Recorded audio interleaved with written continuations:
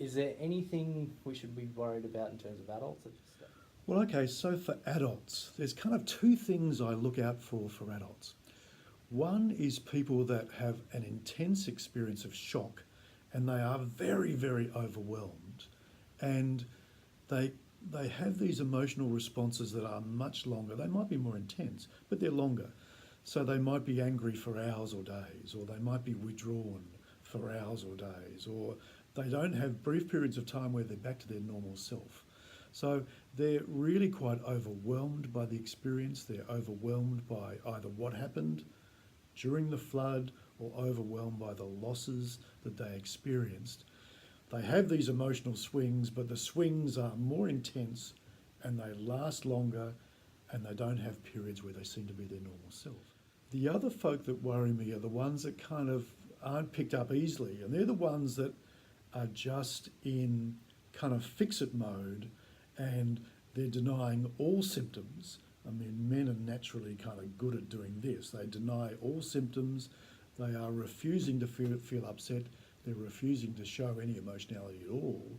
And they're the ones who are often working 25 hours a day to get things better. Well, in my mind, that's heading for trouble. Okay, well, we've heard about what to look out for, but can you give us any tips on how we can help? Look, in terms of how we should help people, there's some really good news here. And the really good news here is we do this every day. It doesn't matter about it being a disaster. Most emotional therapy of high quality in Australia is given by parents, friends, husbands and wives, peers, and we spend a lot of our time comforting people who have been through some setback.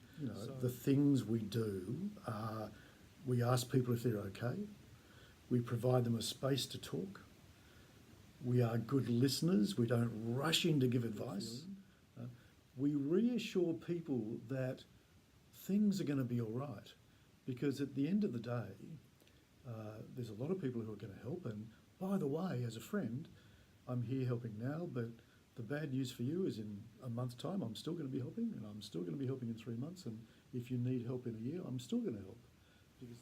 Really? And you think that's enough? Well, Brendan, I'm hearing a bit of cynicism in that kind of response. It actually is normally enough. I mean, 95% of people, the research is really clear about this, 95% of people, after disasters, have this terrible first phase, and it feels horrible. But, they get through and, they do very well. Don't forget that if you want more information and more things you can do, the two places I would first go to is the Beyond Blue website. Red Cross Australia have got a lovely website. They've got some audio material on it. They've got lots of fact sheets about this phase and about what you can do at this phase. I think it might also be helpful if next week we do one of these little podcasts just on getting sleep back to normal. I think that would be useful at this stage. And I think we can elaborate also next week on some of the other slip-ups, some of the other things which seem like a really good idea, but actually aren't a really good idea. And one of them is not returning to routine. Thanks for your time again, Brett. Really appreciate the insight. That's all we've got time for today, but pay attention to the Mentally Healthy City Facebook page. We'll continue to promote different services, different tips and health tips as well on how to deal with a natural disaster and recovery. If any of you have any pressing questions or require more information about a specific topic, please contact us through the Facebook page and we'll get back to you as soon as possible. Otherwise, you can email me at bmarty@tbmf.com.au. Thanks for your time and we hope you enjoy the video.